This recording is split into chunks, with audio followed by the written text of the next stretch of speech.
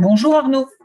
On est Bonjour. ravis de t'accueillir sur la transition alimentaire du Par. Et aujourd'hui, on ne va pas parler alimentation, en tout cas pas directement, on va plutôt parler emballage, parce qu'on sait qu'en fin de compte, la transition alimentaire est un engagement qui se focalise aussi sur plusieurs enjeux prioritaires, dont les emballages. On sait qu'il faut limiter l'impact environnemental de l'emballage en supprimant les emballages de consommation inutile, mais tu nous préciseras tout ça, en réduisant des volumes d'emballage, en favorisant le réemploi et le vrac. C'est pourquoi, avec Nathalie, qui est là avec nous par la pensée, on est ravis de te recevoir pour parler emballage et transition alimentaire. Et moi, d'abord, je vais dire remercier LinkedIn parce que c'est grâce à LinkedIn qu'on s'est rencontrés et C'est que vrai. moi, je suis pas devenue une spécialiste de l'emballage, mais en tout cas, une chose est sûre, c'est que maintenant, je connais quelqu'un, un spécialiste de l'emballage, et que je suis une de tes premières fans de tes petites vidéos en ligne. Alors, Arnaud Le Bérigot, est-ce que tu peux te présenter, s'il te plaît? Ouais, je peux me présenter. Alors moi, je me dis, c'est pas un métier en fait, mais je me dis raconteur d'emballage.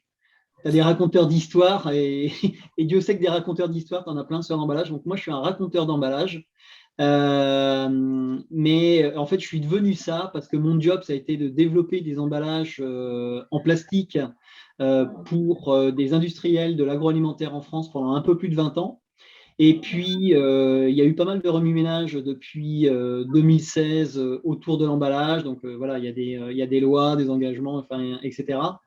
Et j'ai décidé depuis le mois de mai donc, de cette année de travailler pour moi, pour le coup, et d'aller rencontrer dans un premier temps les industriels de l'agroalimentaire, donc qui étaient les clients de l'entreprise pour laquelle je travaillais avant, pour aller leur raconter l'emballage. En fait, pour aller leur dire c'est quoi un emballage, comment ça se fait, à quoi ça sert, c'est quoi la fin de vie, enfin voilà, etc.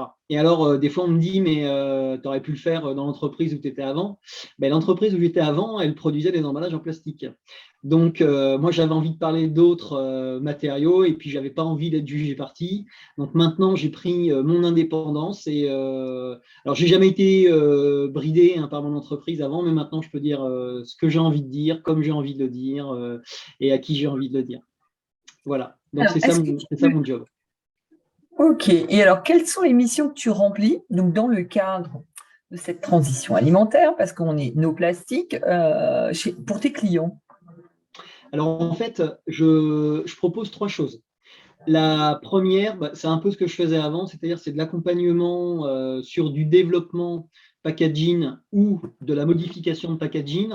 Et alors, pour le coup, comme je le disais, j'ai la chance de pouvoir faire maintenant ce que je veux, donc je choisis mes combats. C'est-à-dire que je vais accepter, par exemple, une mission à partir du moment où, pour moi et pour l'environnement, ça fait sens. Donc ça, c'est super important. La deuxième chose que je propose, alors ce n'était pas forcément prévu au départ, et puis c'est vrai que j'ai été sollicité plusieurs fois, donc je me suis dit ben, je vais le faire, c'est de faire de l'intervention. Donc souvent c'est de l'intervention publique, ça peut être aussi dans des entreprises privées, où je vais aller bah, faire un peu la même chose, c'est-à-dire parler d'emballage, parler de transition dans l'emballage également, parce qu'il y a énormément de choses qui sont en train de se passer. Bon, on sait qu'il y a le plastique bashing qui est assez important. Donc, je vais quand même expliquer à quoi sert le plastique dans l'emballage. Après, j'évite d'avoir de parti pris hein, par rapport à ça. Moi, l'idée, c'est juste d'aller expliquer aux gens. Et alors, un truc qui est hyper important, c'est la façon de l'expliquer. Je vulgarise tout. Parce que pendant, allez, on va dire les 5 dernières années dans l'entreprise où j'étais avant, j'ai fait partie de pas mal de commissions, notamment sur Paris, au niveau de différents organismes, où on parlait d'emballage, et très honnêtement, 9 fois sur 10, je ne comprenais pas ce qu'ils racontaient. Je trouve que c'était trop compliqué pour des choses qui sont relativement simples parfois. Donc, je me suis dit, pour aller expliquer aux consommateurs lambda comment ça marche, éventuellement ce qu'il faut faire au niveau du tri, mais ça, je t'en reparlerai après. Je vais tout vulgariser, je vais simplifier au maximum l'emballage. Donc, je vulgarise.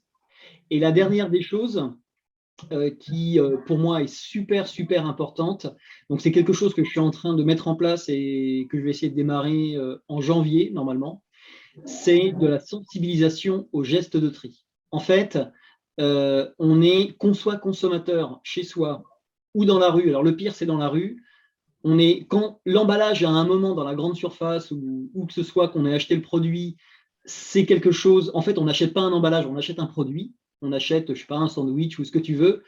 Et au bout d'un moment, quand on a fini de le consommer, en fait, ce qu'on a dans les mains, c'est un problème, c'est un emballage. En fait, on ne sait pas trop quoi en faire. Donc voilà, moi, je vais aller faire de la sensibilisation au tri, expliquer ce qu'il faut en faire de façon super simple et également ce que ça devient réellement derrière. Donc voilà ce que je fais.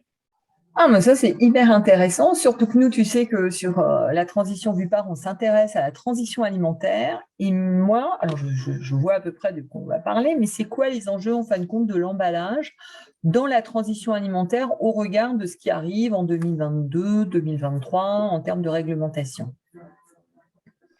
Alors, moi, en fait, je vais te surprendre, j'ai pas envie de parler de 2022 ou 2023. Alors, il va se passer normalement plein de choses. Il y a une loi qui s'appelle AGEC et il y a beaucoup de choses de prévues à l'intérieur, des obligations, des réductions d'emballage à usage unique en plastique, etc. Moi, j'avais envie de te parler dans le cadre de transition alimentaire de deux choses qui ressortent très, très fort et qui sont assez contradictoires finalement. Il y en a une, c'est le vrac on a des progressions à deux chiffres. Et la deuxième, c'est le e-commerce. Alors, je dis ça assez contradictoire parce que d'un côté, tu as le vrac où on peut par exemple essayer de nous expliquer qu'on fait du vrac et c'est bien parce qu'il y a moins d'emballage.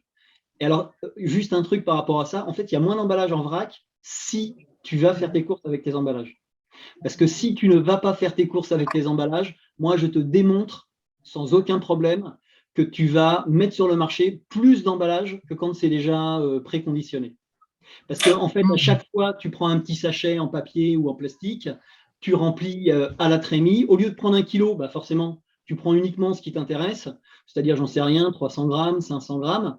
Et si tout le monde fait pareil, pour arriver au kilo, bah en fait, finalement, on va utiliser trois sacs ou deux sacs, alors qu'il est conditionné autrement dans un seul sac. Donc, en fait, si tu n'y vas pas avec tes propres contenants, on utilisera au moins autant d'emballage, mais je pense même plus. Donc et je dis ça, nous à la maison, on est des gros consommateurs de produits en vrac, hein.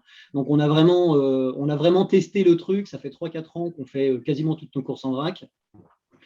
Donc on a vraiment testé le truc. Alors, donc, normalement, moins d'emballage, si on y va avec nos propres contenants. Et l'autre côté, tu as le e-commerce qui, lui, génère plus d'emballage. Et c'est vraiment les deux grosses tendances, tu vois. C'est les deux grosses tendances progression à deux chiffres, hein, les deux, hein. Alors, le e-commerce, c'est vrai qu'avec les histoires de Covid, etc., ça a vraiment progressé de façon énorme. Moi, je pense que ça va rester. Et dans l'alimentaire, je pense même que ça va se développer. Et il va y avoir, je pense, un gros boulot au niveau des emballages, parce que les emballages aujourd'hui de produits préconditionnés qu'on trouve en grande surface, je pense que ce ne sera pas les mêmes demain pour le e-commerce. Le e-commerce, ça demande une protection différente de celle du produit en magasin. Donc je pense que là, ça va vraiment évoluer. Donc, si moi je résume, tu me dis d'un côté, attention, on nous dit aller en vrac, acheter en vrac, ça réduit en fin de compte les emballages. Toi, tu m'amènes la preuve que non. Donc là, on va en faire une grande partie. Et deux, messieurs du e-commerce, repensez vos emballages parce que vous en êtes des gros producteurs et qu'en plus, tout ce qui se développe, c'est plutôt le e-commerce en définitive, hein. Si on regarde un petit peu les scores, le e-commerce, il fait du boom. Et il y a en plus plein de nouveaux services qui arrivent, hein. Tu le vois Ouais. bien, les épiceries du coin de la rue, des machins.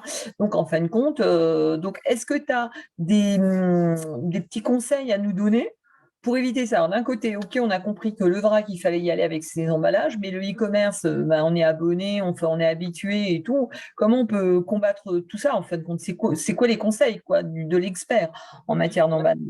Le vrac, c'est clair, il faut y aller avec ses emballages. Il faut vraiment trouver l'astuce, s'organiser en termes de logistique, parce que c'est pas simple, hein. En termes de logistique, c'est vraiment un changement de comportement important.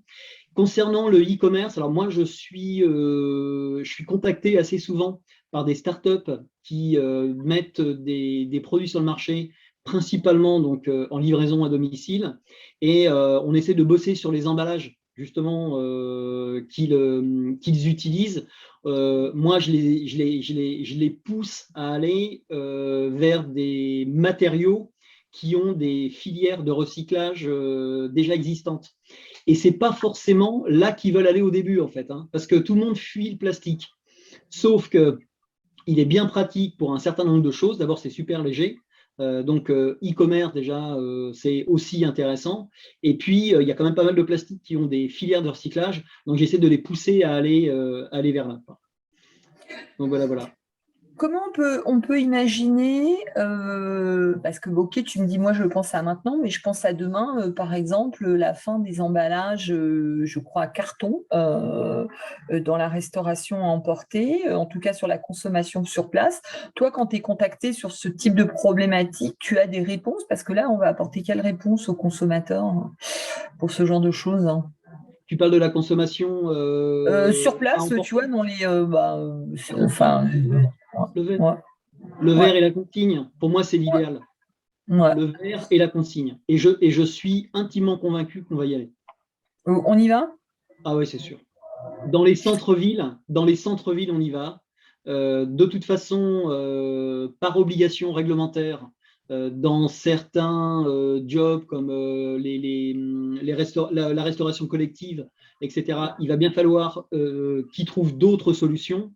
Et à partir du moment où tu as de la vente à emporter, où on revient vers des solutions carton, plastique, mais qui finalement sont du plastique, et on reste encore sur un déchet, enfin sur un emballage à usage unique.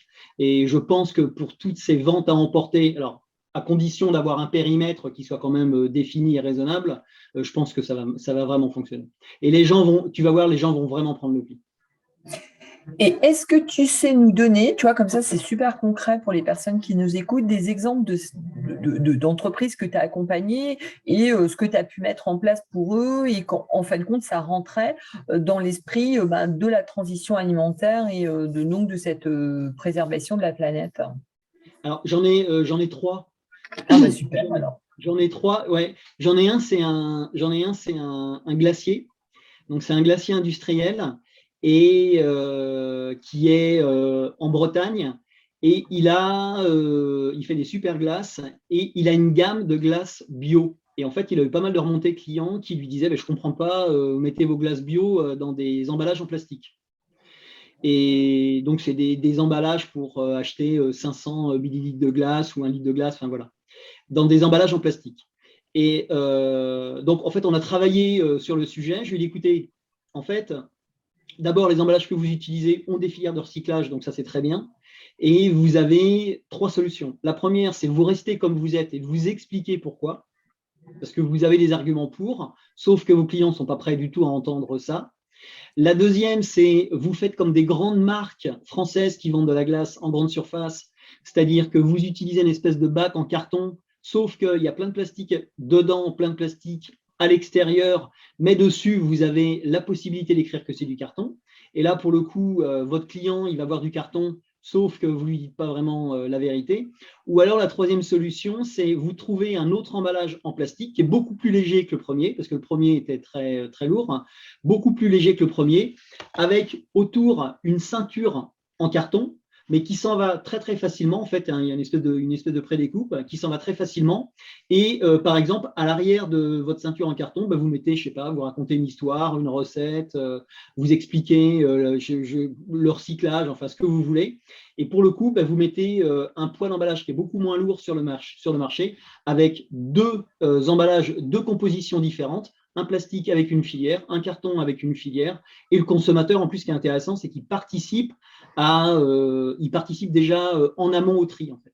Donc ça, c'est un exemple. Le deuxième, c'est une très très grosse boîte qui est en train de changer toutes ses gammes d'emballage. Donc, ils sont sur des matériaux plastiques aujourd'hui, multicouches, par cyclable. Et puis, alors non seulement par cyclable parce que multicouche, mais en plus, ça fait partie des futures interdictions. Donc, on a travaillé sur l'ensemble de leur gamme. On a fait une refonte de la gamme complète. On part sur un monocouche, donc toujours en plastique, parce qu'il se trouve que le produit qu'ils vendent, qu'ils mettent en marché, il a besoin de plastique. Donc monocouche, et on arrive en fonction des emballages à moins 15, moins 20% de matière en plus. Et ils ont des filières. Et le troisième, je voulais en parler parce que c'est un truc assez drôle. J'ai été contacté par quelqu'un qui habite au Canada et qui est burkinabé, je crois qu'on dit ça comme ça, et qui me sollicitait pour faire une prestation, parler de l'emballage justement, lors d'un webinaire qu'il organisait, c'était cette année, fin juillet, pour le Burkina justement. Et son idée à lui, c'était justement de sensibiliser les gens là-bas à l'importance de l'emballage pour le transport des aliments, la conservation, etc. Parce que, alors, pour le coup, moi, j'ai regardé pas mal de reportages, ils m'ont fait des films, ils me les ont envoyés. Enfin, c'est vrai que c'est un peu. Enfin, on est à des années-lumière de ça. Et donc, j'ai fait cette prestation. Donc, ça a duré, je ne sais plus, 2 ou 3 heures. Donc, je leur ai parlé de l'emballage, des intérêts, enfin voilà, etc. Et donc, il y a eu cette prestation. Mais alors, ce qui est intéressant, c'est qu'il est revenu vers moi après, puis il m'a dit, ben, écoute, j'ai une idée, c'est que moi, j'aimerais bien mettre une première machine pour produire des emballages là-bas, parce qu'il n'y a rien là-bas, hein, ils achètent tout ailleurs, hein, parce qu'ils en ont des emballages, mais ils les achètent ailleurs. Donc, il me dit, écoute, moi, je mettrais bien une première machine là-bas. Donc, il est en train de monter un business plan, et c'est un truc super sérieux.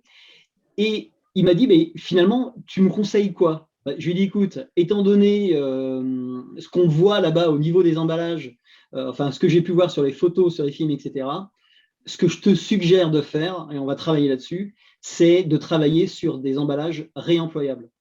Parce qu'au Burkina, tous les emballages en plastique, il les balance un petit peu partout. Par contre, les emballages en verre, ils les réutilisent et ils savent le faire. C'est-à-dire qu'ils boivent énormément de bière, alors je ne vais pas donner la marque, mais ils boivent énormément de bière et en fait, ils ont mis en place un espèce de système de récupération. Ils les récupèrent, ils lavent les bouteilles, enfin voilà, etc. Parce que là-bas, ils font énormément de jus de fruits différents. Ils récupèrent les bouteilles, ils les remplissent, ils remettent des étiquettes, ils ont des sertisseuses manuelles, enfin c'est extraordinaire, hein. Et donc je lui ai dit, et ils vendent les jus de fruits qu'on retrouve là-bas dans les magasins. Et je lui ai dit, ce qu'il faut que tu mettes en place, donc sur la capitale, c'est une machine qui soit capable de te produire des emballages qui soient réutilisables. Et c'est ça, et c'est par ça que tu vas commencer. Comme ça, il n'y a pas de déchets et on va essayer de travailler sur un circuit fermé. Alors moi, ce que je retiens, Arnaud, de notre petit talk, c'est qu'en fin de compte, de manière assez globale, hein, que dans le monde entier, tout le monde enfin que ce soit de la start-up jusqu'à la grosse multinationale, l'emballage, c'est vraiment quelque chose qui interpelle les gens. Enfin, alors c'est vrai que la loi les pousse aussi, hein, peut-être que c'est aussi pour ça qu'ils s'agitent un peu plus, mais en fin de compte, on se rend bien compte qu'on ne peut plus faire comme avant. On ne peut plus suremballer comme avant. Et ce que je trouve bien, en fait, compte dans ta démarche, en plus, dans les petites pastilles que tu fais en ligne, c'est que tu nous donnes des fois des petits trucs et qu'en plus, maintenant, tu accompagnes les grands groupes. Donc, ça, c'est super. Est-ce que tu voulais faire un petit bout de conclusion, puis on va se quitter? Bon, écoute, tu as raison là, sur le fait que, en fait, on est vraiment en train de revoir tous notre copie, que ce soit les industriels, etc. Alors, certains sont poussés par la réglementation, d'autres sont poussés par des soucis d'économie parce qu'ils payent des éco-contributions, et puis il y en a d'autres qui sont poussés par le bon sens, parce qu'il y a tellement, honnêtement, aujourd'hui, il y a trop d'emballage sur le marché. Enfin, je veux dire, faut être clair, quoi. C'est impressionnant ce qu'il peut y avoir comme emballage sur le marché. Donc, il faut vraiment réduire, mais il faut être prudent parce que je ne suis pas convaincu que ce qui a été décidé aujourd'hui, c'est-à-dire de supprimer à terme les emballages en plastique, soit une super bonne idée. Parce que moi, ce que j'observe aujourd'hui, parce qu'en fait, on y va par étapes, ce que j'observe aujourd'hui, c'est que dans la vente à emporter, on l'a supprimé, il n'y a quasiment plus de plastique, ça a été remplacé par du carton. Et en fait, tu supprimes un emballage, que tu remplaces par un emballage. C'est un pour un. Bah ça, c'est du non-sens. C'est pas ça la solution. Parce que ce que j'ai peur, si tu veux, c'est que pensant que le carton, c'est super bien, mais en fait, on en met beaucoup plus en marché. Et qu'on se retrouve à la fin avec plus d'emballage qu'au début. Et ça, c'est un risque. Donc, c'est très bien, effectivement, de réduire les emballages. Et vraiment, il faut le faire. Il faut vraiment qu'on le fasse en réfléchissant et de façon intelligente. Voilà.